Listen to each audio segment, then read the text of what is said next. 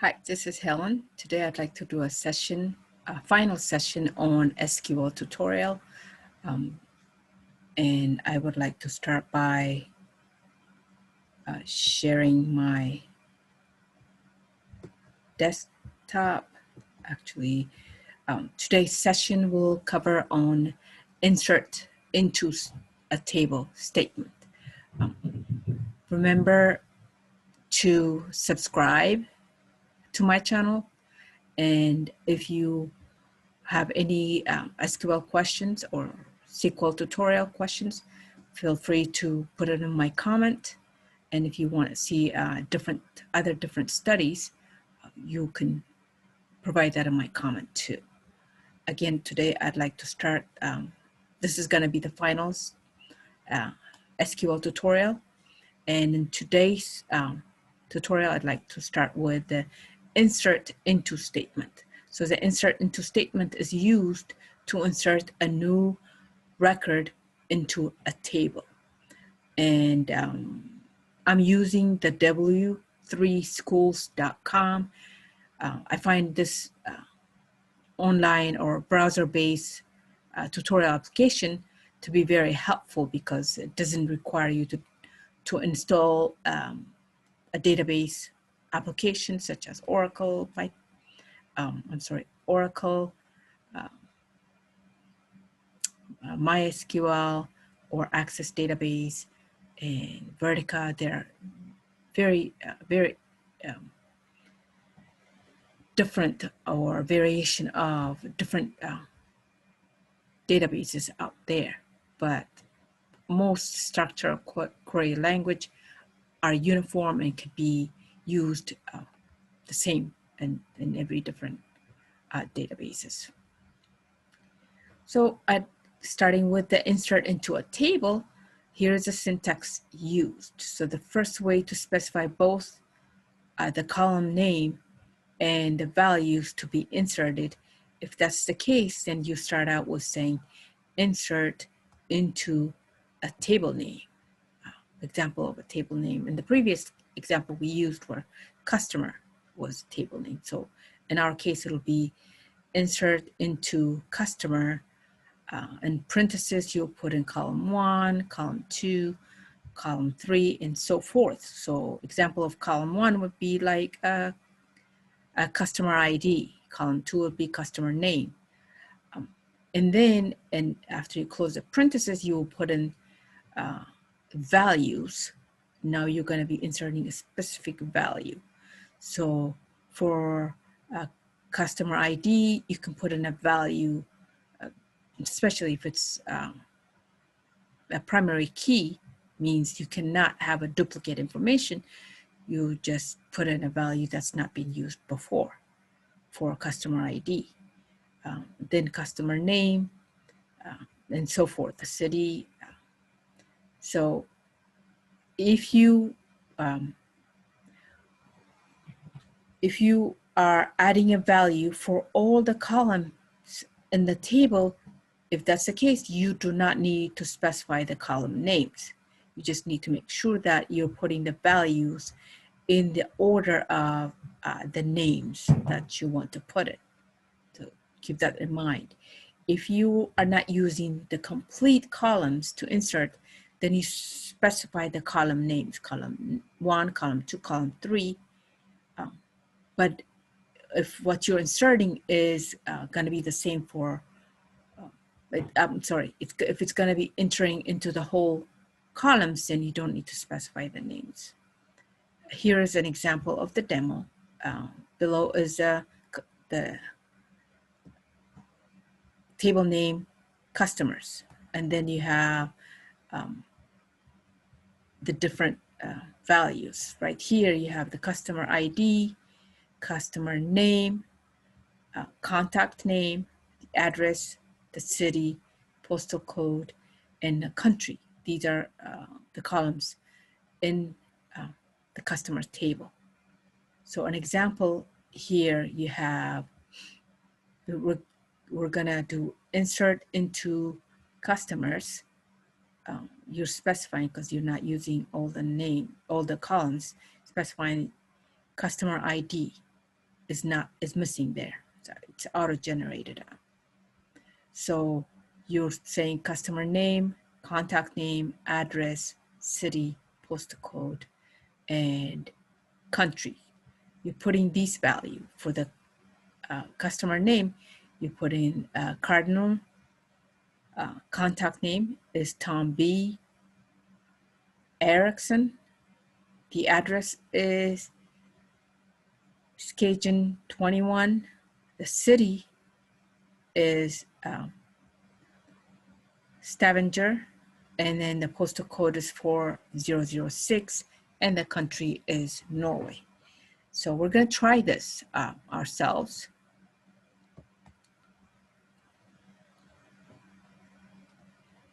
Which now we're saying we're going to run these values. Remember, the customer table had 91 records. So when we add this, we're adding this value. Now we're getting the message that says, you have made a change to the database. One row affected is 1. So we've added 1 row. It used to be a 91 row. Now we're going to find out.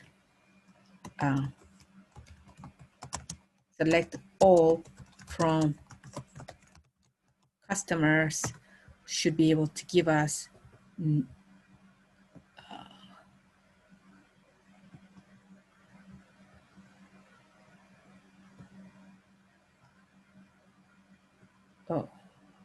customers, if I know how to type. USD. All right. Now we see 92 records. The original was 91, so the last record added should be our record. Right there, you see row number 93 or customer ID 93 gives us what we added, which is Cardinal, Tom B. Erickson, Skagen 21, Stavanger, the postal code is 4006, the country is Norway. So this is an example of how to insert into a table. The next section I'd like to cover is null values. So what is null value? Is a field with a null value is a field with no value. So if a field in a table is optional, means it's not required to be populated with a data, then it's possible to be inserted in a record or updated without adding an actual value to that field. Then that's field is saved will be a null value. Remember, a null value is different from zero value or a field that contains a space. So you can actually put in an ULL for that value. So right here, it says select, example of the syntax that could be used in the null value is select the column name from a table name where the column name is null, meaning there's no data in it. So in our case, you can also use a syntax that says not null. So that means when you say null, it gives you a data that has no, a column that has no value in it. When you say not null, it'll give you a data that has all value. So it'll exclude the data that are null in that syntax request. An update is the other option that's available in a table. So an update statement is used to modify an existing record in a table. So the syntax for the update will be update a table name. You're updating a specific table, and you're setting the column name of this given value which is the value is a new value where the conditions are met. So an example of that will be, now here's an example. You're updating the customers table. So update customers table. You're gonna set the contact name to Alfred Schmidt, and the city equals to Frankfurt, where customer ID is 1. So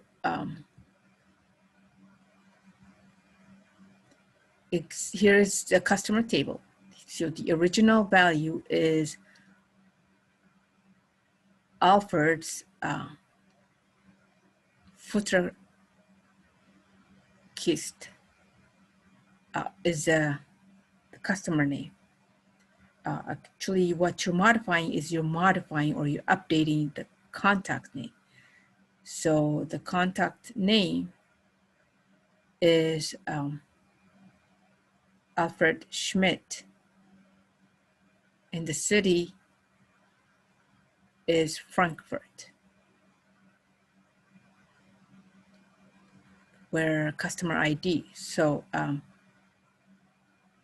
if we select, we're gonna try this first. Before updating, let's go ahead and try what the customer 1 is.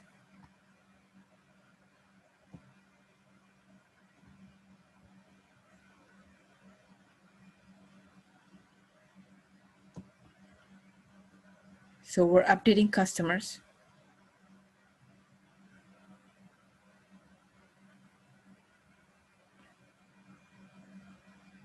But the update actually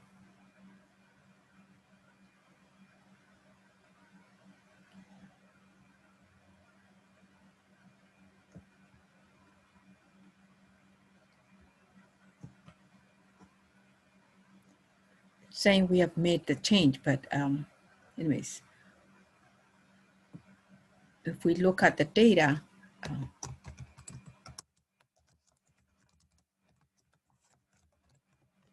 customers, contact 1, here's the updated data. So, but this is how you will update, where you specify customer ID equals to 1. And you set that, you set the contact name and the city to Frankfurt. So if you want to change it to something else, to Mexico, the city and the country equals to Mexico, this is where you would specify either for customer ID 2, or if things change, but this is how you will use the update information. Delete is the next option that's available in this tutorial. The delete statement is used to delete an existing record in a table. So you'll use it in the same condition. You specify delete a record where a condition is met. So example will be delete from customer where customer name is Alfred Futterkist. So this will be deleting record 1 in this case, because we specify the first customer is customer ID 1. Or you can say delete from customer where customer ID equals to 1, and it'll delete the first customer. The other option is select the SQL select top clause. So the select top clause is used to specify the number of record to return. It is useful on a large table with thousands of records. Returning a large number of records can be, which could be impacting performance. So if you say select top number percent or columns from a given table where the conditions are met.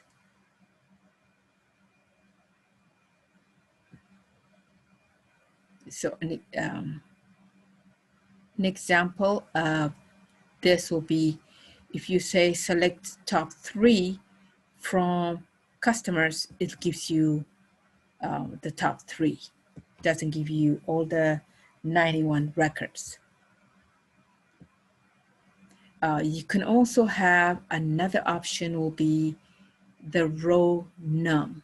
So if you could say select all from customer where row num is less than 4 in this case, so it'll give you the top 3. So it doesn't give you the whole set. So that's another option to the select top. The same thing to be able to use the select minimum and maximum. This gives you a group by option. So you can say select minimum column name or maximum column name from the table where conditions are met. So an example here, select a minimum price as the column name, the smallest price, from product. So this gives you one number which is grouped by a price, but it's not really grouped. It's the minimum of the price, or you can specify the maximum of the price. It'll give you one record and one column of that product, of the column price is gives you the maximum point or the minimum point. And the same thing for if you want to do the count. So if you want to do the count for the whole table, you can do select count star from table, or in this case, select count columns name from tables. So let's look at the product ID. We're looking at the product table this time. So you can do select count product ID or select count column. It gives you 77. There are 77 records in the product ID. So in the products table. So the original value was product ID, still 77. And then the same thing, the average and the sum can give you the average number for the price and the sum quantity of the order detail. So it gives you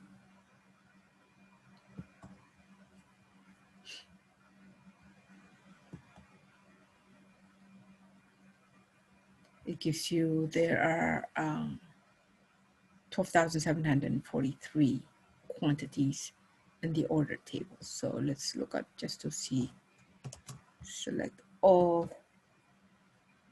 So in the order detail table, there are 4 columns. We have the order detail ID, the order ID, product ID, and quantity. So what we had earlier was the sum of the quantity.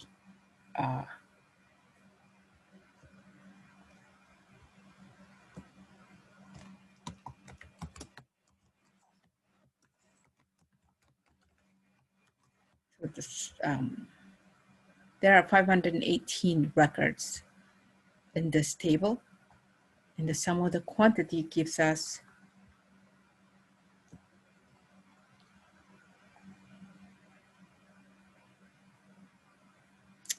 if I know how to type.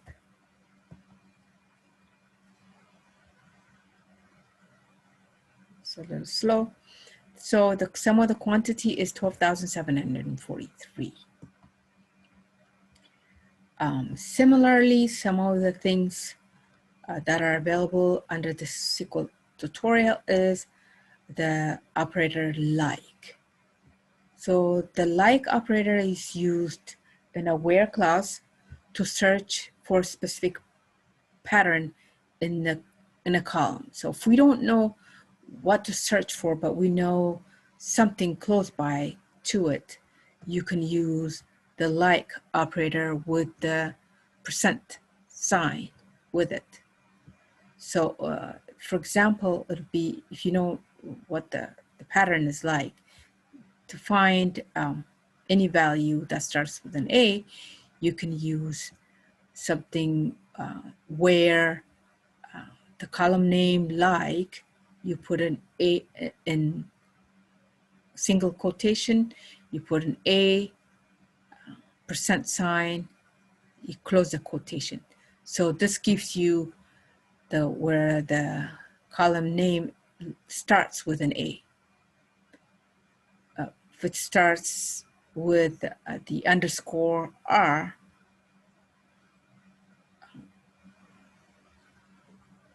or if you want to find any value that starts the R in the second position, you can start with the underscore R percent sign. And so this is how you'll use the like operator.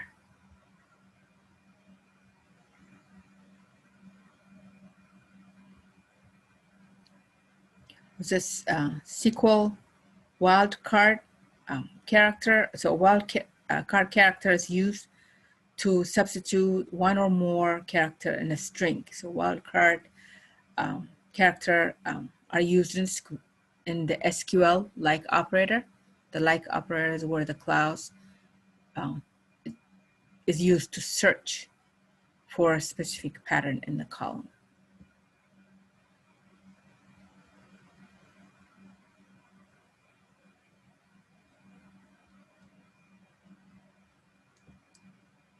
And so I think this is like a good point to be able to end for this tutorial.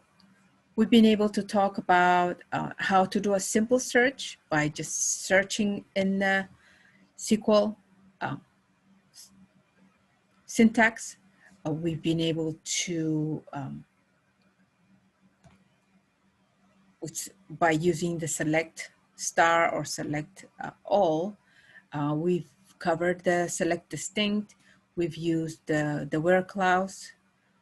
We have covered the and, or, and not.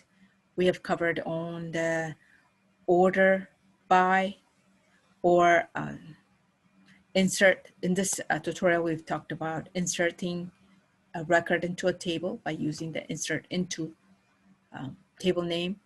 And then we have covered what the null value is to be able to have no data in the column. So where a null value is allowed. We have been able to update a record. We've been able to delete a record and then select the top records, which helps minimize the performance issue. Or you can do a select by row num that we've talked about,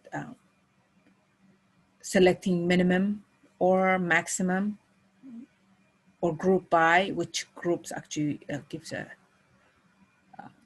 single record of the maximum or the minimum of that record. The count, select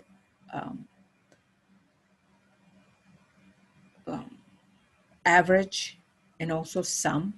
We've discussed the like option or the like operator. You could use the percent sign to be able to search by pattern if you don't know the exact word, or we've been able to do wildcard. So this should be able to give you at least the basic in-depth understanding of the SQL tutorial. So if you need, this will be a good place for me to end at the third.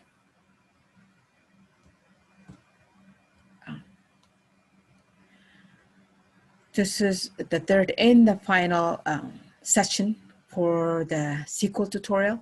If you need help in any specific area, feel free to send it my comment. Remember to subscribe and watch out for more tutorials or sessions to be coming your way. Until next time, have a good one.